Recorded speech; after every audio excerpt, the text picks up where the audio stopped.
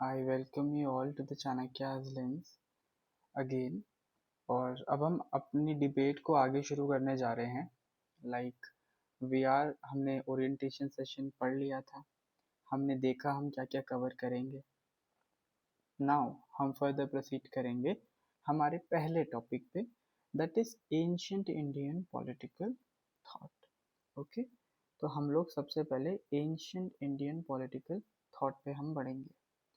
देखो, हमारे पास as we had already discussed कि हम इसमें तीन ट्रेडिशंस पढ़ेंगे।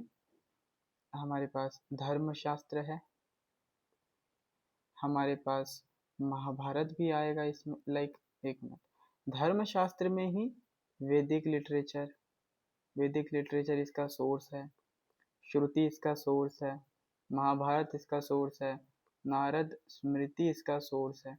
हम ये सब यहाँ पे डिस्कस करने वाले हैं। ओके, ना धर्मशास्त्र के बाद हमारे पास एंशिएंट इंडियन पॉलिटिकल थॉट में बुद्धिस्ट पॉलिटिकल थॉट भी है। ये जो बीपीटी है ये है Buddhist political thought. And at last will also discuss about my favourite Kautilya's Arthashastra. अब ये एक स्टेट क्राफ्ट है, कौटिल्य की जो अर्थशास्त्र है ये स्टेट क्राफ्ट है। ठीक है, स्टेट क्राफ्ट का मतलब क्या होता है? स्टेट क्राफ्ट का मतलब होता है कि किस तरीके से एक स्टेट को चलना चाहिए, उसको हम स्टेट क्राफ्ट बोलते हैं। नाउ अब हम शुरू करते हैं। देखो, हमारा इंडिया का जो पॉलिटिकल थॉट रहा है, एंशिएंट इंडियन पॉलिटिकल थॉट, और जो वेस्टर्न इंडियन पॉलिटिकल थॉट रहा है, दोनों के एवोल्यूशन में बहुत डिफरेंस है। Okay, now the ancient Indian political thought evolved completely in a different civilizational setting as compared to the western political thinking। तो ये जो डिफरेंस है, जब हम एंशियंट इंडियन पॉलिटिकल थॉट की बात करते हैं और वेस्टर्न पॉलिटिकल थॉट की बात करते हैं, इन दोनों के बीच में एक डिफरेंस है। और ये जो पर्टिकुलर डिफरेंस है, इस डिफरेंस को हाईलाइट जो किया है ना, वो वेस्टर्न स्कॉलर्स ने किया है, highlighted bye western scholars. Okay, now कैसे, ये देखते हैं। उन्होंने ये हाईलाइट किया, वेस्टर्न स्कॉलर्स ने ये हाईलाइट किया कि there is an absence of political ideas in the ancient Indian time. कि जो एंशिएंट इंडियन टाइम था, एंशिएंट इंडियन टाइम था, उस एंशिएंट इंडियन टाइम में जो भी पॉलिटिकल आइडियाज थे वो एब्सेंट थे। इन्होंने ऐसा बोला है।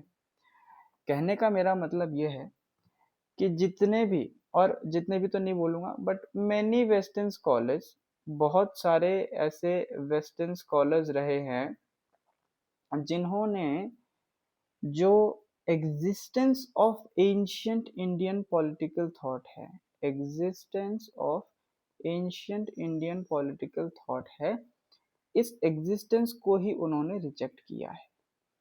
ठीक है, जैसे जैसे एक प्रोफेसर और अब से एक जर्मन स्कॉलर थे जिनका नाम था मैक्स म्यूलर। अब देखो मैक्स म्यूलर क्या बोलते हैं, ये सारे वेस्टर्न हैं, ये सारे वेस्टर्न स्कॉलर्स हैं और ये रिजेक्ट कर रहे हैं हमारे पॉलिटिकल आइडियाज को। क्या बोल के? अलग अलग अपने स्टेटमेंट्स देके, अलग अलग आर्ग्यूमेंट्स देके। अब देखो मैक्स म्यूलर ये बोलते हैं कि जो इंडियन माइंड है, मैक्स मिलर क्या बोल रहे हैं कि जो इंडियन माइंड है, मैं उनका जो क्रक्स है वो बता रहा हूँ, statement I will write it down later. जो इंडियन माइंड है, Indian mind found itself found itself और इंडियन माइंड इज सराउंडेड, ऐसा भी बोल सकते हैं कि इंडियन माइंड ना सराउंडेड है एक पर्टिकुलर स्फेयर के अराउंड। ठीक है, ये जो स्फेयर है ये कौन सा स्फेयर है? This sphere is a sphere of this sphere is a sphere of religion and philosophy.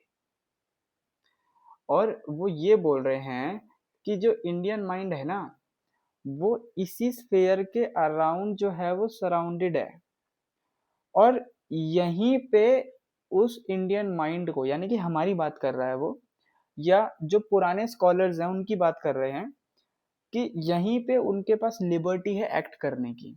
इसी स्फीयर के around they are having liberty to act, पहला। दूसरा वो बोल रहे हैं they are having liberty to create, और तीसरा वो ये बोल रहे हैं टू वर्शिप। तो इनका कहने का मतलब मात्र इतना है कि जो इंडियन माइंड है वो सिर्फ और सिर्फ रिलीजन और फिलॉसफी को बेस बना के जो थॉट्स हैं या जो भी कुछ आर्ग्यूमेंट दे रहे हैं वो इसी के बेसिस पे दे रहे हैं, रिलीजन और फिलॉसफी के बेसिस पे। और ये तो इन्होंने कह दिया, ठीक है, लेकिन इनके साथ साथ और भी स्कॉलर्स हैं जिन्होंने बहुत कुछ कहा है। लाइक पहला तो मैक्स मिलर हो गए, ठीक है। अब हमारे पास एक दूसरे स्कॉलर भी आते हैं जो कहीं ना कहीं आइडिया को रिजेक्ट करते हैं। एक प्रोफेसर थे, प्रोफेसर ब्लूमफील्ड, ठीक है, ये भी आर्ग्यूमेंट देंगे, ये भी आर्ग्यूमेंट देंगे। और ये वो आर्ग्यूमेंट देते हैं कि जो इंडिया की जो हिस्ट्री है, या ऐसा बोलते हैं ये कि from the beginning of India's history, from the beginning of India's history, यानी कि वही, ये उसी की बात कर रहे हैं, किसकी? जो एंशियंट इंडिया जो भी हम बात कर रहे हैं उसके बारे में। तो वो बोल रहे हैं कि from the beginning of India's history जो रिलीजियस इंस्टीट्यूशंस हैं, जो जो रिलीजियस इंस्टीट्यूशंस हैं, जो रिलीजियस इंस्टीट्यूशंस हैं, they controlled they controlled the character they controlled the character and development of its people। अब देखो इन्होंने क्या बात बोल दी, इन्होंने कहा कि इंडियंस जो भी हैं, ठीक है, और इंडियंस जो भी हैं, इंडियन लोग जो हैं, उनका जो कैरेक्टर है और जिस तरीके से वो डेवलप हो रहे हैं या हुए हैं, चाहे वो सोशल डेवलपमेंट हो, पॉलिटिकल लाइफ के एस्पेक्ट में हो, वो सब कुछ जो है रिलीजियस इंस्टीट्यूशंस ने ही कंट्रोल किया है, और वो शुरू से किया है, ठीक है। तो प्रोफेसर ब्लूमफील्ड यही बोल रहे हैं, वो कुछ नया नहीं बोल रहे, कायदे से इन्होंने भी वही किया है काम जो ऊपर मैक्स मिलर ने किया था, कि रिलीजन को एक स्पेयर बना दिया। यहाँ पे भी वही कर रहे हैं कि भाई रिलीजन को ही स्पेयर बना दिया, और उसी रिलीजन के अराउंड वही रिलीजन आपका जो है सब कुछ क्या कर रहा है, डेवलपमेंट कर रहा है और आपके कैरेक्टर को कंट्रोल कर रहा है। ये प्रोफेसर ब्लूमफील्ड ने बोला। अब इनके काउंटर में हमारे भी आर्ग्यूमेंट्स आएंगे, इंडियन थिंकर्स के, जो इंडियन स्कॉलर्स हैं उनके भी काउंटर आएंगे, जैसे UN घोषाल हैं और डॉक्टर BN भंडारकर करके हैं, BR भंडारकर सॉरी। तो वो भी बड़े अच्छे अच्छे आर्ग्यूमेंट्स देते हैं। Now let's discuss another professor or another scholar, that is a western scholar, जो आर्ग्यूमेंट दे रहे हैं एक और, कि भाई like they are rejecting the existence of ancient Indian political thought. तो तीसरे हमारे पास आते हैं डनिंग। ठीक है, अब डनिंग साहब क्या बोलते हैं, देखो ध्यान से समझते हैं इसको। तीसरे हमारे पास आते हैं प्रोफेसर डनिंग। प्रोफेसर डनिंग ये बोलते हैं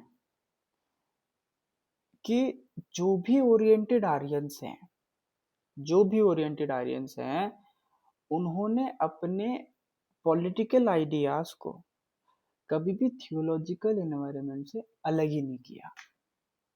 देखो ध्यान से समझेंगे इस चीज को दोबारा। प्रोफेसर डनिंग ने क्या बोला कि the oriented Aryans, the oriented Aryans never freed their political ideas, their political ideas from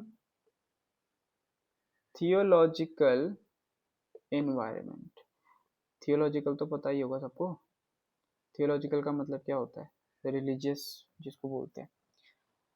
तो और वो ये भी बोल रहे हैं कि ये जो ओरिएंटेड आर्यंस, यानी कि हमारी बात कर रहे हैं, ओरिएंटेड आर्यंस पर never freed their political ideas from the theological environment which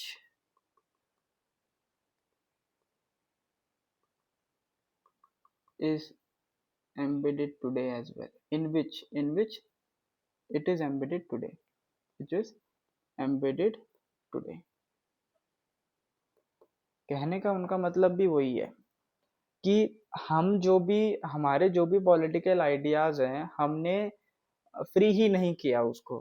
ठीक है, हमने अपने थियोलॉजिकल एनवायरनमेंट से उसको फ्री नहीं किया, और उस थियोलॉजिकल एनवायरनमेंट के सराउंड में ही हमने क्या कर दिया, अपने पॉलिटिकल आइडियाज दे दिए। जैसे ना, एक और इनका कहने का मतलब ये भी बोल सकते हैं कि हमारी जो कंजर्वेटिव सोसाइटी थी पहले, कंजर्वेटिव का मतलब क्या हो गया, जैसे हम पढ़ते हैं ना कि ब्राह्मण, क्षत्रिय, वैश्य, शूद्र, तो इसको बोलते हैं वर्ण धर्म आश्रम करके है, हम पढ़ेंगे आगे। तो वर्ण धर्म आश्रम का जो भी कॉन्सेप्ट है वो कंजर्वेटिव हो गया। ठीक है, कि भाई जो काम जिसको दिया गया वो वही करेगा। और ये इनका कहने का मतलब ये भी है कि हम बस जस्टिफाई कर रहे हैं अपनी सोशल हायरार्की को, कि आप तो कर रहे हो लेकिन आपने बस जस्टिफिकेशन दिया है अपनी सोशल हायरार्की का, कि हाँ ठीक है, आप लाइक आपने दे दिया है कि वर्ण धर्म आश्रम वगैरह है, तो वो थियोलॉजिकल इन्वायरमेंट ही है ना कहीं। तो आपने उसको, आपने पॉलिटिकल आइडिया तो दे दिया लेकिन आपने उससे फ्री नहीं किया। तो वो चीज ये यहाँ पे बोल रहे हैं। कहने का मतलब तीनों ने ही एक सेम कॉन्सेप्ट दिया, या तीनों ने ही एक कॉमन बात बोली है। एक मिनट, यस। तो तीनों ने एक कॉमन बात बोल दी, और वो कॉमन बात क्या है, वो कॉमन बात यही है कि भाई हमारे जो भी पॉलिटिकल साइंस के जो भी कॉन्सेप्ट्स हैं, वो मात्र मात्र मात्र religious philosophy, religion and philosophy से इमर्ज हो रहे हैं। इनका कहने का मतलब वही, उसी के बेसिस पे तो वो रिजेक्ट कर रहे हैं ना existence of ancient Indian political thought, है ना। अब आ जाते हैं इनके काउंटर पे। ठीक है, बहुत अच्छा खासा काउंटर हमारे लोगों ने इनको दिया है, एक बहुत अच्छा खासा काउंटर दिया है, और वो हम अब डिस्कस करते हैं। देखो, सबसे पहले सबसे पहले बहुत सारे ऑब्वियस सी बात है लोग आएंगे, और इंडियन थिंकर्स जो रहेंगे, या मैं ये कहूँ कि जो इंडियन स्कॉलर्स हैं, जो भी इंडियन स्कॉलर्स हैं, ठीक है, अब इंडियन स्कॉलर्स जो हैं वो आर्ग्यू करेंगे। ठीक, कैसे आर्ग्यू करेंगे, लेट्स सी। इंडियन स्कॉलर्स ये बोलते हैं कि there was an existence of political ideas and thoughts which was much more evolved in comparison to the west। Okay, हमारे पास पॉलिटिकल थॉट्स पहले से थे। ठीक है, और देखो इन्होंने कुछ नहीं बोला, इन्होंने बोला कि हमारे पास political ideas plus political thoughts बहुत बहुत पहले से थे, एग्जिस्ट पहले से कर रहे थे।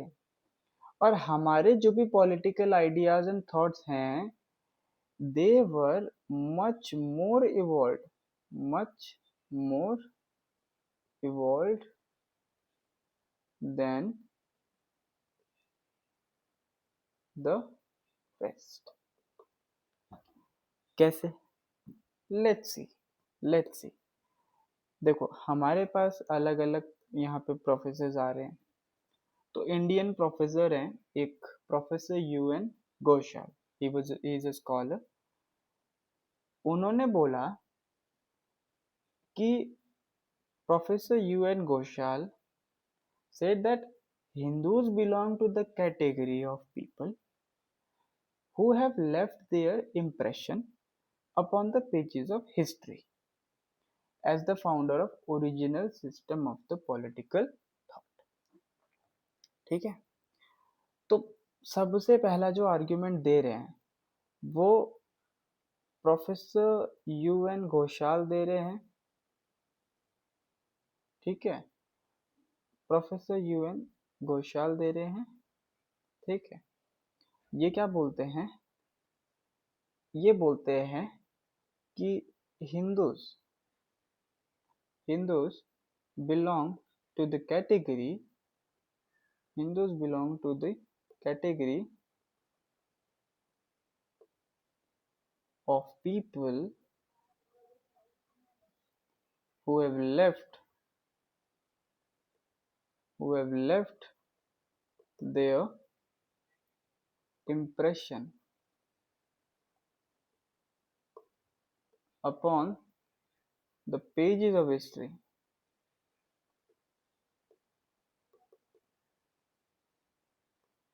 as the founder of original system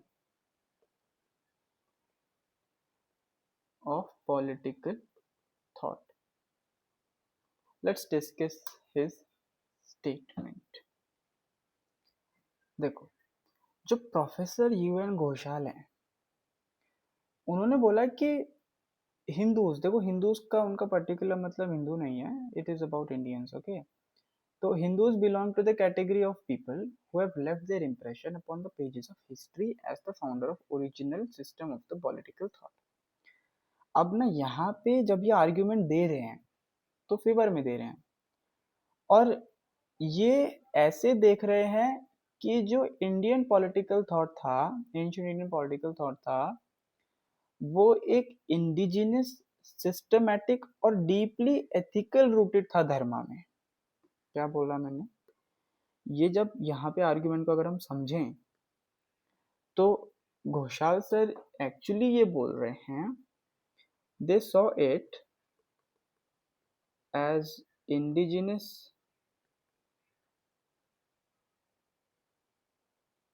ठीक है, indigenous, systematic and deeply ethical rooted in Dharma.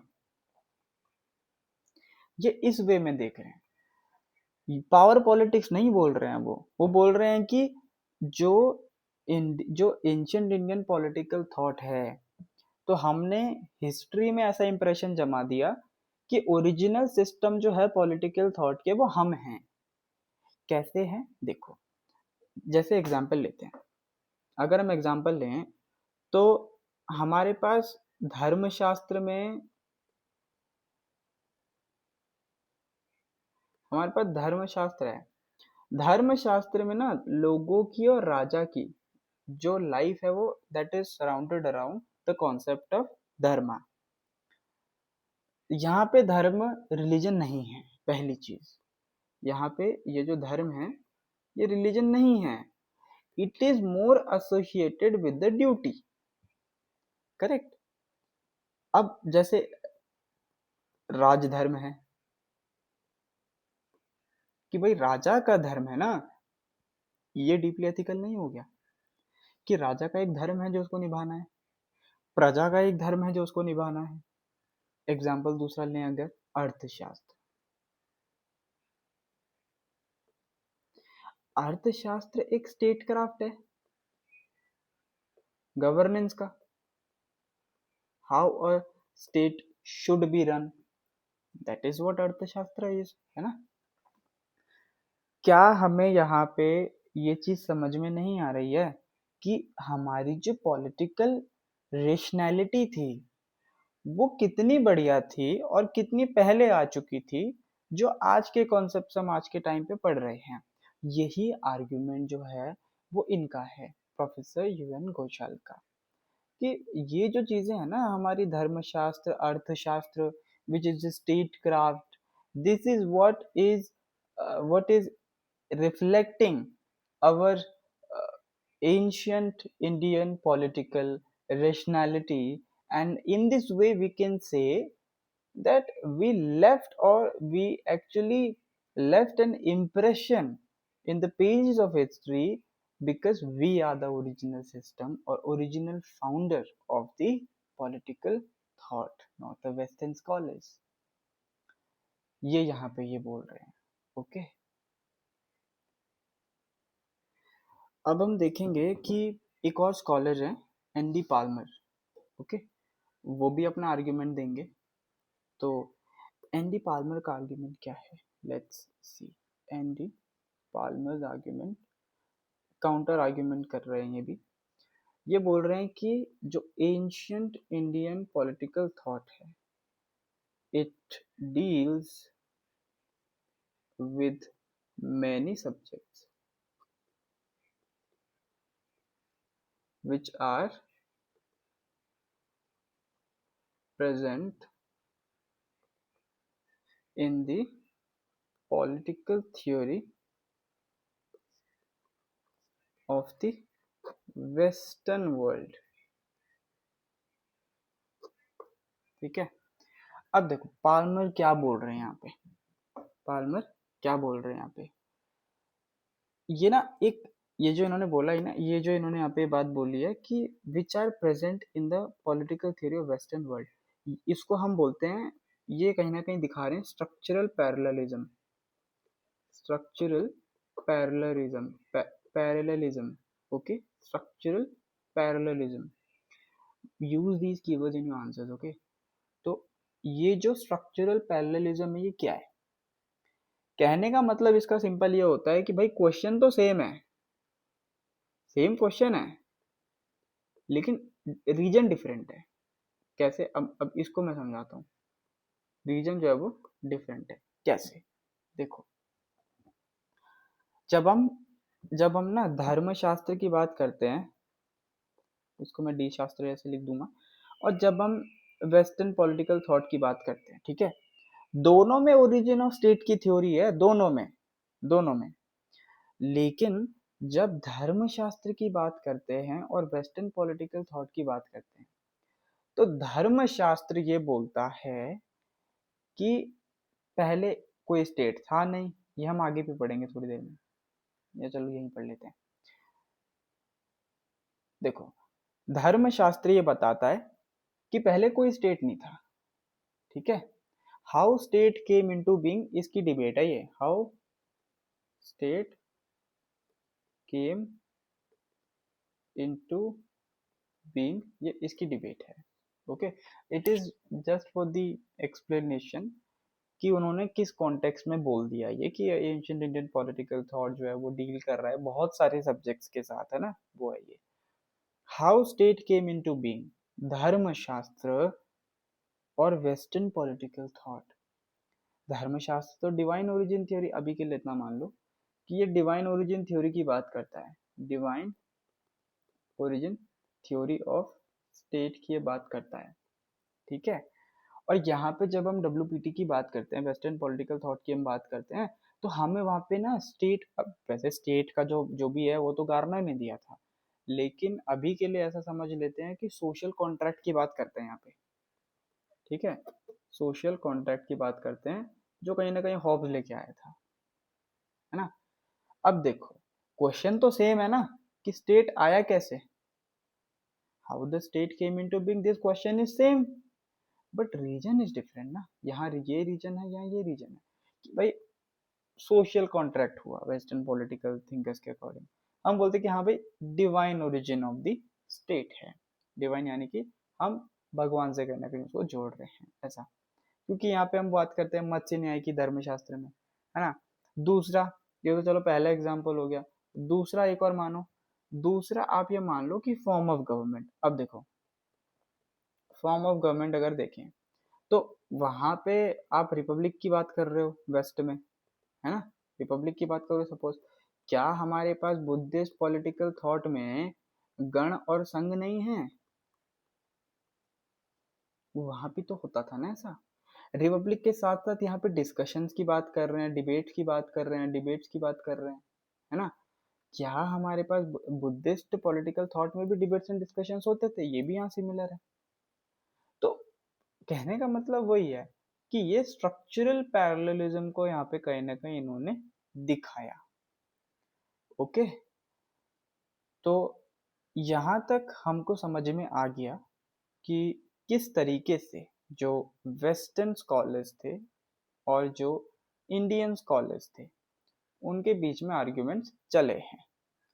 Okay, तो अभी हम इस वीडियो को यहीं तक रखते हैं, अपने लेक्चर को। This is actually very important to understand the whole Dharmashastra, whole political thought, क्योंकि आपको पता होना चाहिए कि एंशियंट इंडियन पॉलिटिकल थॉट को रिजेक्ट किया गया है वेस्टर्न स्कॉलर्स के थ्रू, और हमारे स्कॉलर्स ने उनके काउंटर में बहुत अच्छे अच्छे आर्ग्यूमेंट्स दिए हैं which we had discussed already. Okay, so thank you, bye bye, have a nice day.